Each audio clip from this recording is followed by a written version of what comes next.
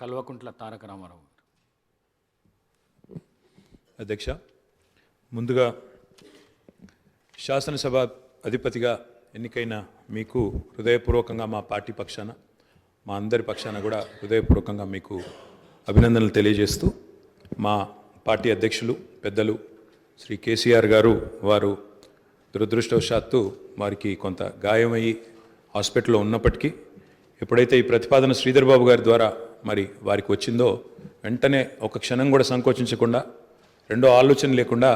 తప్పకుండా సహకరించవలసిందే అని చెప్పి ఏకగ్రీవంగా ఎన్నిక కావడానికి వారు మాకు ఆదేశాలు ఇవ్వడం జరిగింది. దానికి అనుగుణంగానే నిన్న మీ నామినేషన్లో కూడా మేమందరం కూడా పాల్గొనడం జరిగింది. అధ్యక్ష, మీతో వ్యక్తిగతమైన అనుబంధం కూడా నాకు చాలా ఉంది. మీరు 2009 శాసనసభకు ఎన్నికైన నాడు నేను కూడా మీతో పాటు సహచర శాసనసభ్యుడిగా ఉన్నాను. ఆనాడు తెలంగాణ ఉద్యమంలో కూడా మీరు మీ వంతు పాత్ర పోషించినారు. 2012 నుంచి 14 దాకా మీరు మంత్రిగా, ముఖ్యంగా మా శాఖకు మంత్రిగా, హ్యాండ్లూమ్స్ అండ్ టెక్స్టైల్స్ డిపార్ట్మెంట్కి మంత్రిగా మీరు పనిచేసిన క్రమంలో ఆనాడు ఒక సందర్భంలో నేను మీ దగ్గరకు వచ్చి మీరు రండి, సిరిసిల్లకి మీరు రావాలి, ఎందుకంటే రాష్ట్రం మొత్తంలోనే టెక్స్టైల్ అంటే సిరిసిల్ల కాబట్టి మీరు తప్పకుండా రావాలి అంటే మీరు కొంత సంకోచం వ్యక్తం చేసినారు మొదలు. మరి ఇప్పుడు ఉద్యమం ఉధృతంగా ఉంది, నేను మంత్రిగా ఉన్నాను, ఈ సమయంలో వస్తే ఏమైనా ఇబ్బంది ఉంటుందా అంటే లేదు, మనం కలిసే పోదామని చెప్పి ఆ రోజు మీరు రావడమే కాకుండా ఆనాడు మరి బ్రహ్మాండంగా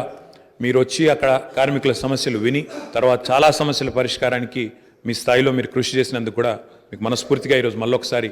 అభినందనలు, ధన్యవాదాలు కూడా తెలియజేస్తూ, మరి ఒక ఉన్నతమైన సాంప్రదాయానికి ఈరోజు మరి తెరదీస్తూ ఇతర పెద్దలు గౌరవనీయులు తెలంగాణ రాష్ట్రం ఏర్పడ్డ తర్వాత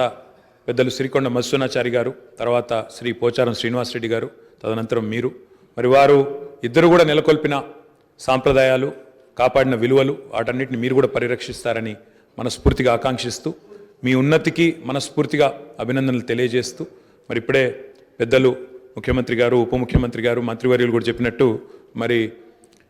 ఈ సభ అందరి సభ, ఈ సభలో ఉండే ప్రతి సభ్యుడి యొక్క గౌరవాన్ని, ప్రతి సభ్యుడి యొక్క హక్కులను, ముఖ్యంగా ప్రజల తరపున మాట్లాడే ప్రతి నాయకుడి యొక్క, ప్రతి గౌరవ సభ్యుడి యొక్క మరి గొంతును వినిపించే విధంగా ఆ బాధ్యత మీరు తప్పకుండా సమర్థవంతంగా నిర్వహిస్తారని మనస్ఫూర్తిగా ఆశిస్తూ, మరి ఒక సామాన్య ఎంపీటీసీ పదవి నుంచి ఈరోజు శాసనసభ స్పీకర్గా ఎదిగిన మీ జీవితం ఏదైతే ఉందో, రాజకీయ ప్రస్థానం ఏదైతే ఉందో, ఇది చాలామందికి తప్పకుండా స్ఫూర్తిదాయకంగా ఉంటుందని చెప్పి మనసారా ఆకాంక్షిస్తూ, మీ బాధ్యతలో మీరు 100% విజయవంతం సాధించాలని మా పార్టీ తరఫున కూడా కోరుకుంటూ మళ్ళొకసారి మీకు అభినందనలు అధ్యక్ష. Thank you.